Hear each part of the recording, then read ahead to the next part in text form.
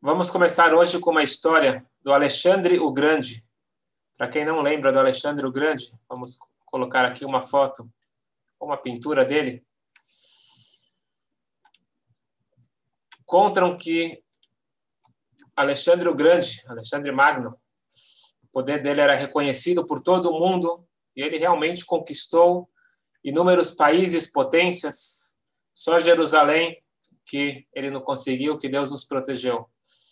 Uma vez, depois de um dia cansativo, um dia de guerra, ele tinha conquistado mais um país, ele sentou para comer sopa. E, para o seu espanto, ele encontrou um mosquito dentro da sopa. E não precisa descrever a cena.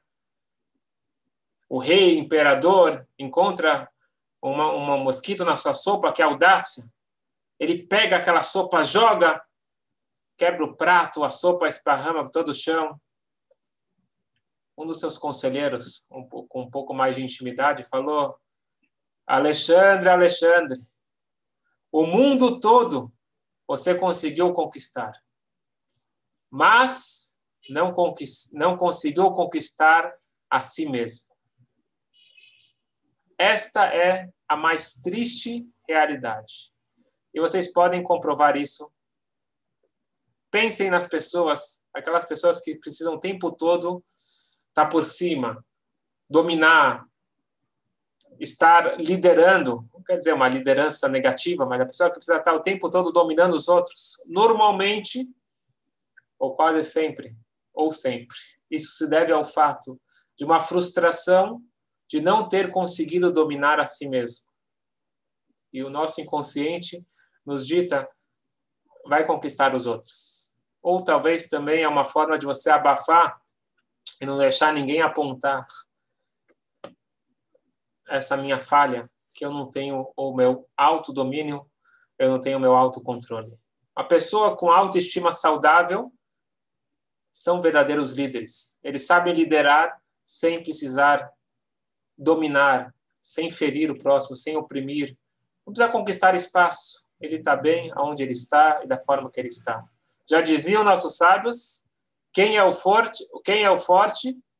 Aquele que domina o seu próprio instinto. É muito mais nobre você dominar a si mesmo do que conquistar um país. Então, Alexandre o Grande, ele se tornou grande conquistando os outros, mas não conseguiu conquistar a si mesmo. Autocontrole, como nós já vimos, é a principal ferramenta que diferencia o homem do animal. E eu quero perguntar para vocês: qual a diferença básica, a diferença essencial entre o homem e o animal? Quem quiser pode escrever aqui no chat. O que diferencia um homem do animal? Ambos comem, ambos bebem, dormem, se reproduzem, ficam nervosos, buscam prazeres. Qual que é, então, a diferença entre o homem e o animal? Vamos ver aqui, tem gente respondendo no particular. Raciocínio. Ok. Livre-arbítrio. Certo. Alma. Ambos têm alma, mas alma é diferente. Comunicação. Ok. Os animais se comunicam de uma outra forma, mas também se comunicam. Tem o Perek Shirah, que fala sobre como que os animais, na verdade, todos os seres vivos, eles louvam a Deus, eles rezam. A comunicação deles é diferente, ok? Mas antes de tudo isso, uma diferença básica e fisiológica do homem e do animal. Eu vou colocar aqui para vocês uma figura.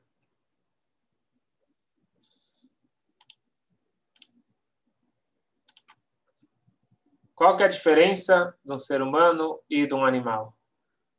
O animal, ele anda sobre 4. E o homem, ele tem as 2 pernas e ele fica ereto. Quando ele está deitado, ele está igual a um animal. Mas quando ele está de pé, qual é a diferença básica entre o ser humano e o animal? Diz a Kabbalah: o homem, ele foi criado para ter a cabeça em cima do corpo, a cabeça em cima do coração. Parece uma coisa técnica sem importância, mas não. O Criador nos fez, nos formulou desta forma, mostrando: você é um ser humano, você não é um animal. Animal, ele tem mente e coração no mesmo nível. Então, ele segue o instinto. O ser humano, ele pode e deve dominar o coração. A razão domina a emoção. Essa é a anatomia e esta é a forma que funciona um ser humano normal. O instinto ele é muito forte, a tentação é enorme. Porém, eu posso e devo escolher com a lógica que Deus me deu. Portanto, resumindo o que nós vimos até agora no capítulo 12, nesse curso de autocontrole. Todo ser humano, seja judeu ou não judeu, instruído ou não, independente da educação recebida, independente do ambiente, dos dons, das características, questões psicológicas, a natureza humana é: o ser humano escolhe as suas decisões. Mente controla coração.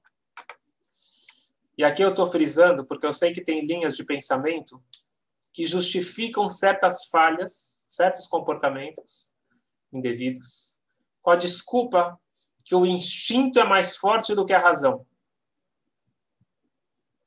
Saibam, de acordo com a Torá, quando nós falamos de acordo com a Torá, de acordo com o manual dado pelo próprio Criador, este argumento não existe.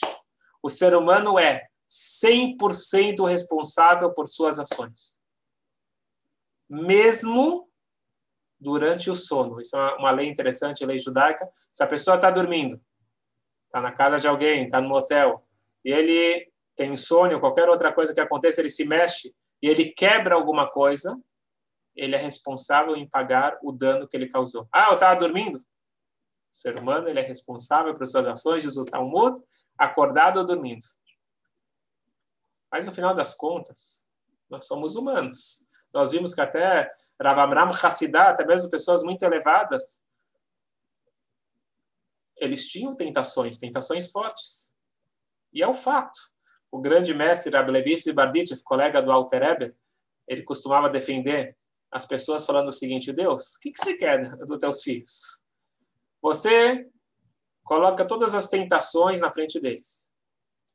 E sobre o paraíso, você escreve nos livros. Vamos fazer o seguinte? Coloca o paraíso na frente deles, coloca as tentações nos livros, e você vai ver que eles vão se comportar direito. Ele usava esse argumento como defesa. Mas, na prática, tem um objetivo. Deus nos colocou nesse mundo com tentações. E esse é o objetivo. Se Deus ele quisesse anjos, ele não criaria esse mundo físico. Ele criou esse mundo físico com as tentações para ter os desafios e para existir o livre-arbítrio. Então, no momento que eu controlo, eu domino o meu instinto, eu estou cumprindo o meu papel aqui na Terra. Na hora que eu falo, meu instinto é muito forte, eu não estou consciente do meu papel na Terra.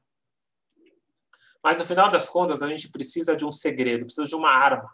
Qual que é a ferramenta? Qual que é o segredo do Benoni? Vamos juntos descobrir. Quando nós falamos do Benoni, nós falamos de todos nós. Aonde que eu posso conseguir mais força de vontade, para eu ter um maior controle sobre o meu coração, sobre os meus instintos? Então, semana passada a gente falou, quem quer um chocolate?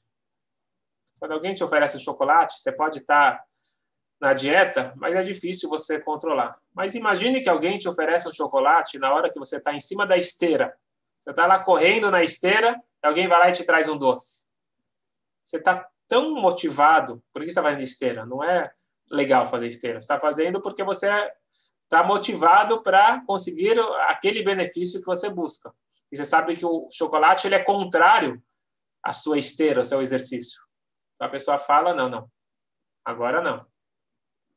No momento que você está dentro de uma ação de dominar o seu instinto, é mais fácil você conseguir afastar aquelas tentações. E agora nós vamos ver, então, qual que é o segredo do Benoni, e é o segredo que está disponível para todos nós.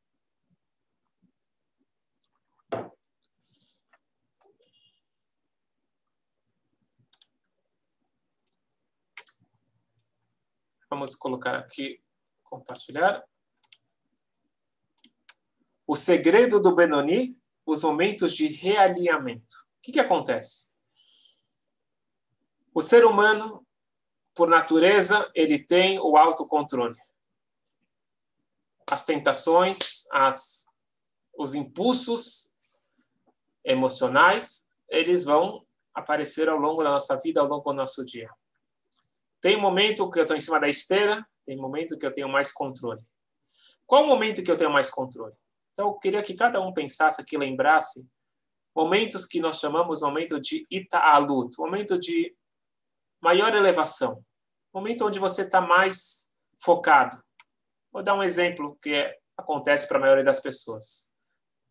Neilá, final de Yom Kippur. Naquele momento você está mais sensível e você fala, não, eu vou mudar, eu vou melhorar.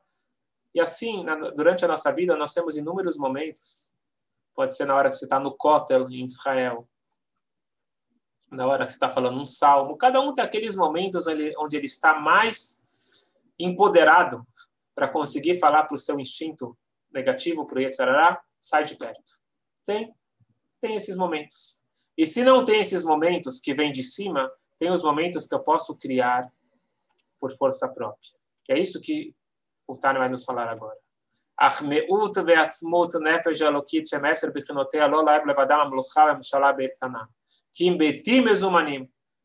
Fato é que, apesar da alma divina querer dominar a minha vida para ter um autocontrole, para ter uma vida equilibrada, a prática é que ela não é a única dominante. Nós temos o lado negativo. A alma animal querendo dar a sua opinião e impor a sua vontade. Nós temos o que é chamado agora Beitim Mezumanim, momentos diferenciados. Kemo Beshat Kriyat Shema Utfilah Shishat Mochin de Gadlut Lemala Lemata Ishat Akosh Elechol Adam. Existem momentos, quais são os momentos? O momento da Tfilah, o momento da oração, na hora que você fala o Shema Israel, por exemplo, é um momento de conexão. Quando a gente fecha os olhos e fala Shema Israel, por que eu fecho os olhos? Eu deveria, naquele momento, estar me conectando a uma força que dita, esquece tudo. O mundo, o que é mundo? Problemas, contas, responsabilidades, desentendimentos, esquece tudo. A gente foca na unicidade divina. Isso é um grande presente. Quem consegue, todo mundo pode chegar lá. É um treino. Mas quando você chega nesse momento de conexão, onde que nada existe a não ser Deus, a não ser uma luz que preenche todo o universo, isso traz um sentimento de calma, traz um sentimento de tanta energia que eu estou no controle total. Não tem Yetzirah que pode me atrapalhar. A questão é que nós, muitas vezes, não temos essa concentração, nós não temos essa meditação, a tefilá, na verdade, é uma meditação, nós não temos essa força toda, mas nós podemos criar momentos. Hoje em dia está muito na moda falar de meditação. Meditação já existe há milhares de anos, que é a tefilá. A tefilá, o que quer dizer meditação? Se desconectar um pouquinho da realidade física. E, no final das contas, todos nós sabemos que quando você está um pouquinho acima, você consegue lidar diferente com as coisas. Um exemplo clássico que acaba lá atrás, imagina no momento de um casamento do seu filho, ou do seu casamento, no momento que você está muito alegre, no momento que você está vivenciando uma outra vibração. Alguém vem e fala uma notícia que em outro momento ia te deixar irritado, aquela fala, ok, depois a gente vê isso. Por quê? Porque agora eu estou em outra vibe. A tefilá me dá esse poder de conseguir subir, como que é chamado na Kabbalah, subir 10 tfachim, subir 80 centímetros, que é uma medida acima do mundo. Ficar um pouquinho acima. E aí, eu estou empoderado. Porém, o que acontece? Eu preciso de conexão. Qual é a conexão? Eu preciso de conexão, eu preciso de aprofundamento, eu preciso de meditação. Conseguir despertar essa conexão de amor muito forte no coração. Então, a verdadeira mitzvah de falar o Shema Israel é essa conexão por amor. וברכותיה שלפניה על אחריה השם בדרבנן, הכנה לקיום הקריאת שמע כמו שנראה במקום אחר, והאזהרה שבחלל השמאלי כפוף ובטל הטוב, המתפשט בחלל הימיני שבחוכמה בינה ודעת, שהמוח המקושרים בגדולת אינסוף ברוך הוא. Na hora que a pessoa faz uma tefilá como se deve, ela medita, ela se prepara, e aqui ele trouxe qualquer preparação. Preparação é uma meditação progressiva. Eu primeiro penso na vegetação. Penso quantos tipos tem de folhas, de flores, de frutas. Depois eu passo para os astros, para as estrelas, para as galáxias, para os anjos. Eu estou indo rápido, porque a gente já tem uma meditação dessa gravada. A ideia é ir subindo, subindo, subindo, para perceber que o mundo é tão complexo.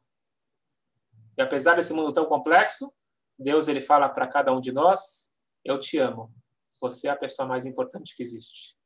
Então, se eu deixo esse amor penetrar dentro do meu coração, eu tenho amor recíproco e automaticamente eu tenho fé, eu tenho confiança, eu tenho certeza absoluta que tudo é positivo e, de repente, eu estou tão fortificado que o Yetzer Hará ele não vai me atingir. Qual que é o grande problema? Quando acaba a tefilá, quando eu saio do ambiente sagrado e vou para as responsabilidades do dia a dia, essa foto para cada um significa outra coisa, mas todo mundo sabe o que significa, esse estresse todo. Eu vou para a vida real, eu vou para as responsabilidades, e aí eu perco aquela conexão. Esse que é o desafio do Benoni.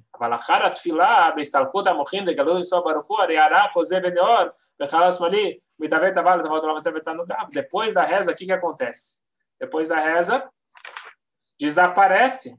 desaparece aquela empolgação, aquela elevação toda. E aí que começa o grande desafio.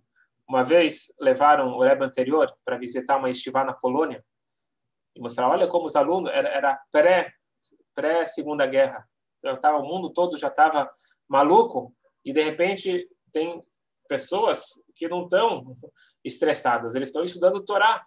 Então, o diretor da Yeshiva falou, Rebbe, olha que incrível, olha a concentração deles, olha a conexão deles. O Rebbe falou, isso não me impressiona. Eu quero ver eles depois do casamento. Eu quero ver eles, quando eles saírem desse ambiente protegido da Yeshiva, ir para o dia a dia, eles continuarem conectados. E esse é o desafio. O Tânia, ele não é da opinião que você tem que ficar isolado, viver como um eremita. Não, isso não é judaísmo. Nós precisamos viver no dia a dia. Todo dia a gente pega força, os homens mais de uma vez por dia, os homens são mais frágeis, precisam de mais vezes de reconectar, é realinhar com a minha verdadeira essência. Mas qual é a minha verdadeira essência? Essa foto aqui não é exatamente judaica, mas a ideia é de buscar o autocontrole. Imagina só, as pessoas até ficam irritadas. Imagina você conseguir ficar calmo no meio de tanta gente estressada. Mas é possível. Como que a gente consegue isso? Eu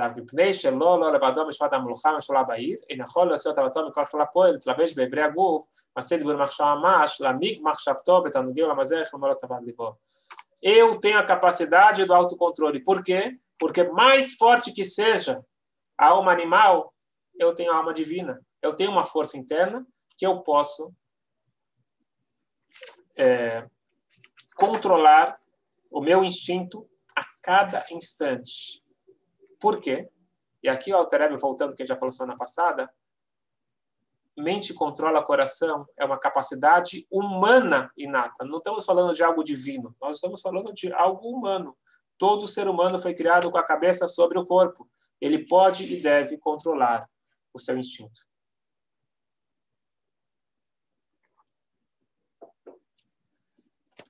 O que acontece? Se o natural do ser humano é mente que controla coração, esse é o natural do ser humano, como que é possível que tantas e tantas pessoas, não estou falando dos outros, estou falando de nós mesmos, a cada dia nós caímos nas tentações, nós caímos na... Eu poderia não ter falado aquela palavra, eu poderia ter reagido diferente. E, de repente, toda hora eu caio. O que está acontecendo? Nós vamos explicar isso mais para frente pro Tânia, no Tânia, mas só para dar uma introdução. Existe algo que é chamado Ruach Shtut, o espírito de bobeira. Bobeira significa, eu estou bobo, eu não estou focado. Uma pessoa focada, ela não cai em tentações. Uma pessoa focada não fala feio com ninguém. Uma pessoa focada não se comporta de uma forma errada. Mas existe aquele momento que eu estou bobo. O que quer dizer bobo? Eu estou brincando. Eu não estou concentrado. Dá um exemplo. A pessoa está de dieta. Ela precisa fazer uma dieta por saúde. Ela precisa fazer e não pode comer certos alimentos. Se a pessoa está focada, ela não vai comer de jeito nenhum aquele alimento. Agora, se a pessoa não está levando muito a sério, só agora, depois a gente vê isso. Vou dar um exemplo. Você chega, o médico fala não vou entrar no caso se é ou não é, mas o médico fala pro paciente, se você continuar fumando, você vai morrer. Mesmo assim, muitos pacientes continuam fumando. Por quê? Porque ele não vê a morte iminente. Se ele soubesse que na hora que ele fuma um cigarro, ele vai morrer naquele cigarro, é um veneno, ele não ia fumar. Mas já que é uma morte progressiva, ele não dá a devida importância. Se a pessoa fala, se você falar lachonará, você falar mal, fofoca do outro, você morre, ele não ia falar fofoca. Mas é uma morte progressiva, uma morte espiritual, e ele não percebe. Vem o Tânia e nos ensina que cada ação, cada pensamento, fala e ação que eu faço indevida é uma espécie de morte, é um corte, é uma desconexão. Só que eu não sinto na hora. Então eu deixo passar. Toda a ideia do Tânia é ganhar mais autoconsciência. No momento que eu tenho mais autoconsciência, eu tenho mais autocontrole. Por quê? Porque eu sou um ser humano. E o ser humano, ele pode e deve. Que amor shalit alalev, como ashkatu berá merda para chatinchas, escrito no Zohar, que mente controla o coração, betul dato, betebet sirato, desde que a pessoa nasce, esta é a natureza dele. Shekach notzar adam tolato, assim a pessoa foi formada. Shekol adam, que todo ser humano, yachol, birsonosh emochol, ele pode, se ele quiser, ele pode, com a vontade da sua mente, leitapek, se controlar, verimshol, e dominar, dominar o instinto do coração. Para não chegar a fazer o que o coração está querendo. Tirar da cabeça por completo. E totalmente para o outro lado. Todo mundo tem capacidade de fazer o que está nessa foto. Todo mundo tem capacidade de controlar o seu coração, controlar o seu instinto. Nós temos essa chave na nossa mão. Qual que é a dica de hoje? Qual que é o exercício, o treino para a vida? Criar espaço na minha vida para esse realinhamento, para reenergizar com a minha verdadeira essência. Se a pessoa fala, deixa correr livre, seja o que... não vai dar certo. Eu sou um ser humano que tem um autocontrole, mas eu sou um ser humano que tem instintos. Eu preciso de força. E não é à toa que nossos sábios colocaram, então, as orações. A tefilá, de volta, está o dia inteiro rezando? Eu não estou rezando. Eu estou me reavaliando. A ideia da reza é uma reavaliação. É o momento de ver se eu estou alinhado com o meu propósito de vida ou estou me comportando baseado na minha alma animal. Será que eu estou sendo um animal que eu sigo o instinto ou sou uma pessoa que tem um autocontrole? E no final das contas, isso é para o meu próprio bem. Não apenas espiritual, mas como ser humano.